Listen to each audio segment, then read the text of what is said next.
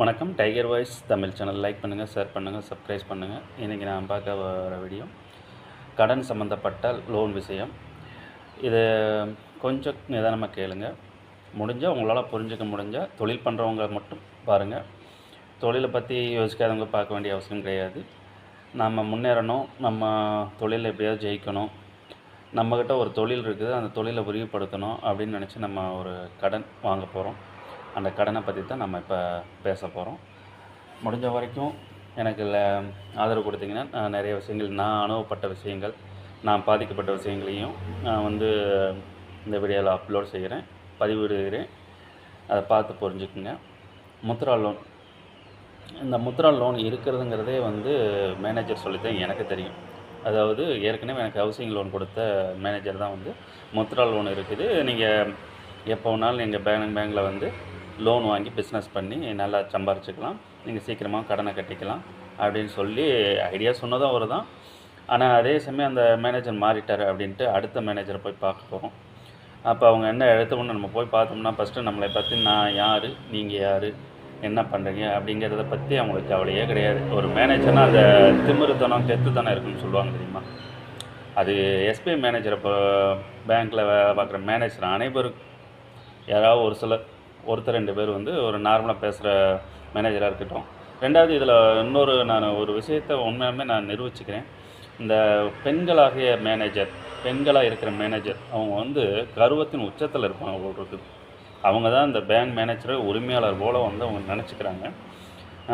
நம்ம கஸ்டமராக இருக்கோம்ல, வாடிக்கையாளராக இருக்குன்னா நம்மெல்லாம் பிச்சைக்காரங்க போல் அப்படின்னு இந்த மேனேஜர் லெவலில் இருக்கிறவங்க நினச்சிக்கிறாங்க. நம்ம என்ன சொல்ல வரோங்கிறத அவங்க காது கொடுத்து கேட்க மாட்டாங்க. ஏன்னா அவங்க அப்படியே வானத்துலேருந்து குதிச்சுட்டு வந்தவங்க போல் தெரியுது. ஃபஸ்ட்டு நான் போய் என்னுடைய தொழில், எனக்கு என்னென்ன தொழில் தெரியும், என்னுடைய திறமை என்னங்கிறது எனக்கு மட்டும்தான் தெரியும். மற்றவங்களுக்கு தெரியுமாங்கிறது எனக்கு தெரியாது. நான் தோற்று போயிருக்கலாம், ஆனால் எந்த வேலையும் செய்ய தெரியாமல் தோற்று போயிருந்தால் பரவாயில்ல. செஞ்சு தோற்று போயிருந்தேன்னா அதாவது ஒரு புதுசாக ஒரு பொருளை உருவாக்கும்போது ஃபஸ்ட்டு அது என்ன தப்பு நடக்குதோ அதுதான் தோல்வி. தெரியாமல் அது இருந்ததை இப்படி செஞ்சுருந்தால் இப்படி சரியாக இருந்திருக்கு அப்படிங்கிற மாதிரி கற்றுக்கிட்டோம் பார்த்தீங்களா. ஒரு தோல்வியிலேருந்து, அதாவது ஒரு செயல்முறை விளக்கத்தில் ஒரு பிரச்சனை வந்துச்சுன்னா அதை சரி பண்ணி மீண்டும் திருத்தி அதை சரி பண்ணி கொண்டு வரும்போது தான் அதனுடைய முழு உருவம் வெளியில் வரும். அதுக்கு முன்னாடியே உருவம் வரலை அப்படின்னு சொல்லி கேவலம் பேசுகிறது, ஏளனமாக பேசுகிற உலகம்தான் இது. அது மாதிரி தான் இந்த மேனேஜருங்கிற ஒரு லெவலில் இருக்கிற மனிதர்கள் நம்மளை ஒரு மனுஷனாக கூட மதிக்க மாட்டாங்க. கவர்மெண்ட், அதாவது மத்திய அரசு கொடுத்த முத்ரா லோன், மத்திய அரசு கொடுத்த முத்ரா லோன் தொகை எத்தனையோ 30 லட்சம் கோடிக்கு மேலே தொழில் பண்ணுறவங்களுக்கு, விவசாயத்தை தவிர, கார்ப்பரேட் நிறுவனங்களுக்கு தவிர அடுத்த நடுத்தர வர்க்கத்தில் இருக்கிற எல்லா மக்களுக்கும் அடமானம் இல்லா லோன் 50,000, 5 லட்சம், 10 லட்சம், 20 லட்சம் வரைக்கும் லோன் 30 லட்சம் கொடுக்குறான். ஏன் நீட்ஸ்லேருந்து நிறைய லோன்கள் நல்ல தொழில் செய்கிறவங்களுக்கு இடம் இருக்குது, ஒரு தொழில் செஞ்சுட்டு இருக்காங்க, திடீர்னு நஷ்டமாயிருச்சு, அவங்களுக்கு மேற்கொண்டு எந்திரிக்க முடியல, தொழில் பண்ண முடியல, இவங்களுக்கெல்லாம் உதவியாக இருக்கணும் அப்படின்னு சொல்லி தான் அந்த முத்ரா லோனு திட்டத்தை கொண்டு வந்திருக்காங்க. ஆனால் இந்த பேங்க் மேனேஜர் என்ன பண்ணுறாங்க தெரியுங்களா, அந்த பணத்தை அவங்க பணம் மாதிரியும், அவங்க தான் அந்த பேங்க்குக்கே ராஜா மாதிரியும் நினச்சிக்கிட்டு நம்ம அந்த கஸ்டமர் வாடிக்கையாளர்கள்லாம் இருக்காங்க பார்த்தீங்களா. ஒரு ஒர்க்ஷாப் வச்சுருக்கவங்க, தொழில் வச்சுருக்கவங்க, செங்கல் தொழில் வச்சுருக்கவங்க, ஹோட்டல் கடை வச்சுருக்கவங்க, பூக்கடை வச்சுருக்கவங்க, பழக்கடை வச்சுருக்கவங்க, எத்தனை தொழில், ஒரு துணிக்கடை வச்சுருக்கவங்க, இவங்கெல்லாம் போய் கேட்டால் இவங்கெல்லாம் ஐடி கொண்டு வா, ரிட்டர்ன் கொண்டு வா. எனக்கு புரியல. அதாவது நல்லா சம்பாரித்து மாதம் வருஷத்துக்கு ஐடி ரிட்டர்ன்ஸ் எல்லாமே நல்லா சம்பாதிக்கிறவங்க இருக்கட்டும், இல்லைன்னு சொல்லலாம். அவங்க சம்பாதிக்கிறவங்க எதுக்கு போய் கடை வாங்கணும்? நான் கேட்குற கேள்வி. அதான் வருமானம் இருக்குது, அது மாதிரி வச்சு அவங்க பொழைச்சிக்குவாங்களே. இல்லாதவன் தானே கடன் கேட்குறான் அப்படிங்கிற ஒரு தாட் கவர்மெண்ட்டுக்கு இருக்குது. ஆனால் இந்த பேங்க் மேனேஜருக்கு இல்லை. வராக்கடனாக போகணும்னா இப்போ பேங்க்லேயே மொத்த பணத்தையும் நீங்களே வச்சுக்க வேண்டியது தானே. எதுக்கு எல்லாத்துக்கும் லோன் கொடுக்குறீங்க?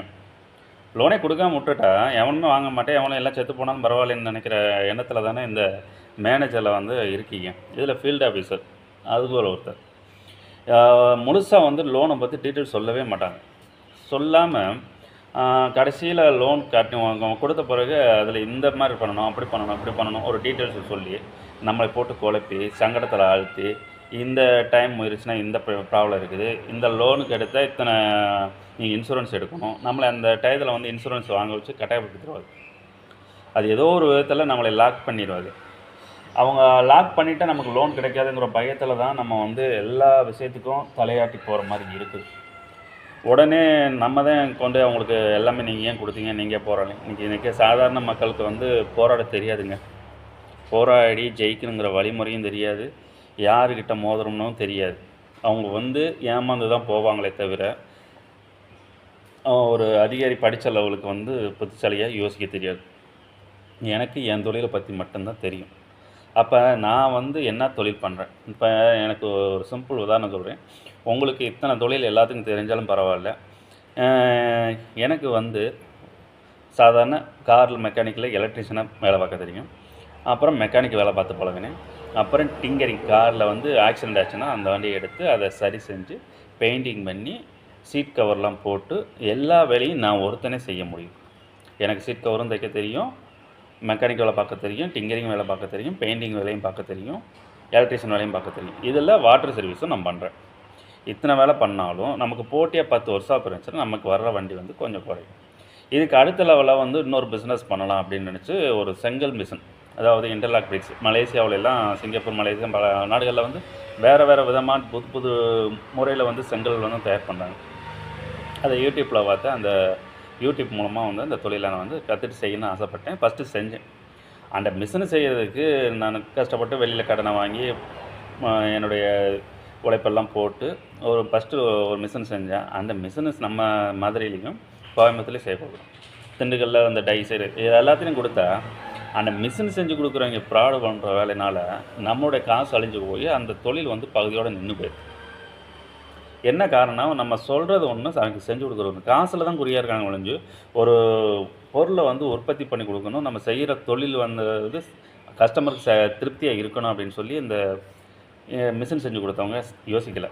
அவங்களுக்கு பணம் போயிடுச்சு, அவங்க செஞ்சு கொடுத்துட்டாங்க. ஆனால் வந்து இடையில மிஷின் ரிப்பேர் ஆகுறது, இதனால் உடஞ்சி நின்று அதனால் ப்ரொடக்ஷன் லாஸ் ஆகுறது, எப்படி ப்ரொடக்ஷன் பண்ணுவாங்கன்னு தெரியாமல் நிற்கிறோம். ஒரு மிஷின் ரிப்பேர் ஆகிடுச்சுன்னா உடனே வந்து பார்க்காம 6 மாதம் கழித்து அதுக்கப்புறம் வந்து பார்த்து கொடுக்குறது. அப்போ அது வரைக்கும் நம்ம என்ன பண்ணுறது அப்படிங்கிற நிறைய விஷயங்கள் வந்து ஒரு தொழில் பண்ணும்போது வந்து அனுபவம் கிடைக்கும். அப்புறம் ரா மெட்டீரியல் வாங்குகிறோம், மணல் எங்கே வாங்குகிறோம், ஜல்லி வாங்குகிறோம், சிமெண்ட் வாங்குகிறோம். ஒரு நாளைக்கு 6 பேர் வேலை பார்க்குறாங்க, 6 பேர்த்துக்கு உண்டான கூலி. ஒரு நாளைக்கு எத்தனை மூட்டை மணல் ஜல்லி வந்து நம்ம வந்து செலவு பண்ணணும். கரண்ட்டு பில் இருக்குது. கரண்ட்டு பில் வந்து ஒரு நாளைக்கு மினிமம் 300லேருந்து 500 வச்சுக்கணும். மாதம் வந்து 10,000லேருந்து 15,000 வரைக்கும் பில்லு கட்டுறோம். ரெண்டாவது வந்து 20,000 கூட ஒரு சில நேரத்தில் 30,000, 20,000, 30,000 வந்து நல்ல ப்ரொடக்ஷனுக்கு இந்த மாதிரி வரும். ஆனால் இவங்க வந்து அந்த ப்ரொடக்ஷன் தகுந்த மாதிரி வேலையாட்களை வந்து ஸ்பீடாக வேலை செய்கிறாங்களாங்கிறத பார்க்கணும். அதாவது ஒரு நாள் செய்கிற வேலையை இவங்க 3 நாள் செஞ்சாங்கன்னா நமக்கு லாபம் எவ்வளோ தெரியுமா? மைனஸில் போகும். அந்த மாதிரி பிரச்சனைலாம் இருக்குது. இதெல்லாம் கருத்தில் கொண்டு தான் ஒரு தொழிலை வந்து அப்டேட் பண்ணணும். நம்ம வந்து சரி இதை மாற்று வழியில் செஞ்சோம்னா நம்ம முன்னேறலாம் அப்படிங்கிற மாதிரி முயற்சி பண்ணி தொழிலுக்கு செங்கல் மிஷினு, இன்டர்லாக் மிஷின் பண்ணோம். இப்போ வந்து ஸ்டெபிலைசர் எம்பிரிக்னு சொல்கிறாங்க. அதுலேயே பிளேயர்ஸ் டைப்லேயே எம்பிரிக் டைப்பு போடலாம். 6க்கு 5ங்கிற மாதிரி மெத்தடில் தயார் பண்ணோம்னா 6 இன்ச்சு சோறாகவும் யூஸ் பண்ணலாம், 5 இன்ச்சு சோறாகவும் யூஸ் பண்ணலாம். ரெண்டாவது 9 இன்ச்சுக்கல்ல 4க்கு 3 9ங்கிறது இருக்குது, செங்கல் இருக்குது. இப்போ வந்து 220 mm 220 mm 4 இன்ச்சு ஹைட்டு, அதான் 3 செங்கல் குத்துக்கல்ல வச்சோம்னா ஒரு கல். அதை வந்து 2க்கு நீங்கள் யூஸ் பண்ணலாம். 2 பர்பஸ். ஒன்று 3/4 அடி சவருக்கு யூஸ் பண்ணலாம், நீங்கள் 4 இன்ச்சு ஹைட்டு சவருக்கும் யூஸ் பண்ணலாம். இதில் வந்து என்ன பெனிஃபிட்னா சிமெண்ட் மணல் வந்து தேவை வந்து குறையுது, கட்டிட வேலை வந்து சீக்கிரமாக முடிக்கலாம் அப்படிங்கிற ஒரு டைமிங் வந்து குறையுது. இந்த மாதிரி விஷயங்களெல்லாம் நான் கண்டுபிடிச்சி நான் வந்து அந்த மிஷினை வந்து ரெடி பண்ணி வச்சுட்டேன். அந்த இதுக்கு ஏற்கனவே ஒரு 32 லட்ச ரூபா வந்து எனக்கு கொடுத்துருக்காங்க பேங்கில் 10 நாள் லோனு. அது வாங்குறது பெரிய கஷ்டம் தான். அதுக்கு எப்படியோ வாங்கிட்டேன்னு வச்சுக்கோங்க. அந்த 32 லட்சம் ஹவுசிங்கில் எங்கள் அம்மா பேரில் இருந்துச்சு, மனைவி பேரில் தான் லோன் வாங்கினேன். இது எல்லாத்தையும் சேர்த்து வந்து சரி இது ஓவர் கடனாக இருக்குங்கிறதுக்கு நான் சில வேலைகளை பண்ணி நான் சொத்து பத்தெல்லாம் விற்றும் நான் என்னுடைய வருஷம் முன்ன டீவுகளும் கட்டி எல்லா கடனையும் வந்து நான் அடைச்சிட்டேன்.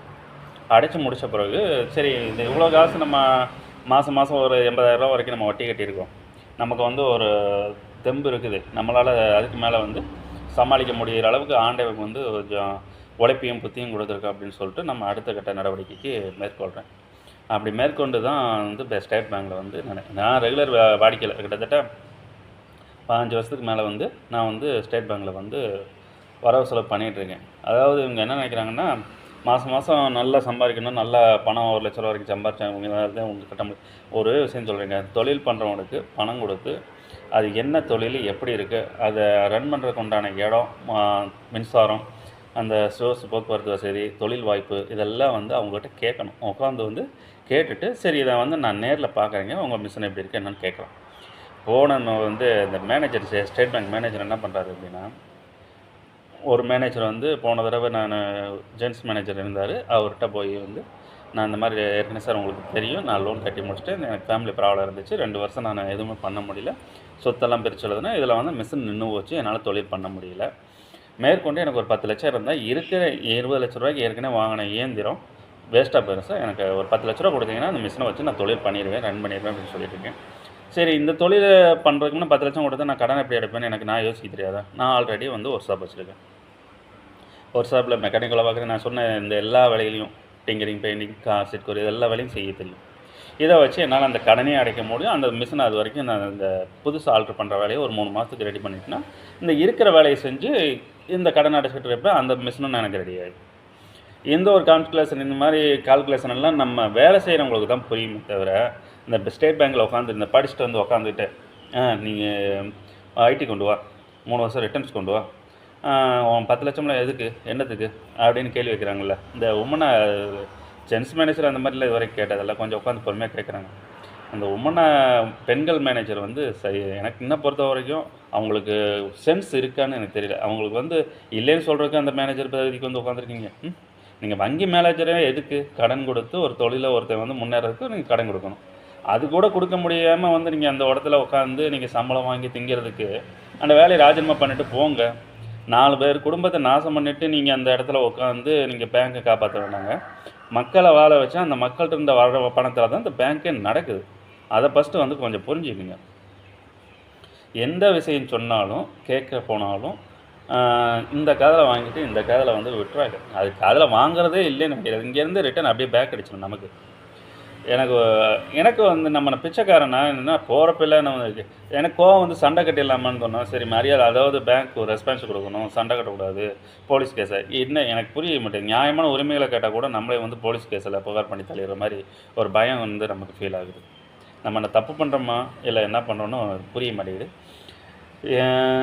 மேனேஜர் இந்த விஷயங்கள், இந்த வீடியோவில் நான் பதிவிடுற விஷயங்கள் எல்லாம் மக்களுக்கு ஷேர் ஆகலைன்னு எனக்கு தெரியல. நான் போடுற வீடியோ வந்து கொஞ்சம் பேர் தான் பார்க்குறீங்க. மேக்ஸிமம் என்ன விஷயம் நடக்குது, என்ன நடக்க போகுது அப்படிங்கிறதையும் முடிஞ்ச வரைக்கும் என்னால் கணிக்க முடியுது. இப்போ என்னுடைய தொழிலுக்கு வந்து 10 லட்சம் இருந்தால் போதுங்க. நான் மிஷினை எல்லாம் ரெடி பண்ணிவிட்டு, டையெல்லாம் இப்போ வந்து புதுசாக ஒரு டை ரெடி பண்ணி சொந்த காசுலேயே எல்லாம் ரெடி பண்ணி கொண்டாந்து வச்சுட்டேன்.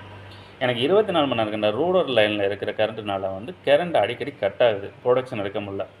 ஒரு நாளைக்கு ஓட்டுற கல்ல அடுத்த நாள் எடுத்து வைக்கிறதுக்கு ஒரு 3 மணி நேரம் ஆகுதுன்னா, அந்த எடுத்து வச்சுட்டு திரும்ப கட்டும்போது கரண்ட்டில் 3 மணி நேரம் தான் இருக்குது. அப்போ மீதி 2 மணி நேரம் வந்து சும்மா தான் வந்து டைம் வேஸ்ட். ஒரு நாளைக்கு 6 மணி நேரம் வேலை பார்த்து எப்படிங்க சம்பாரித்து லாபம் பண்ண முடியும்?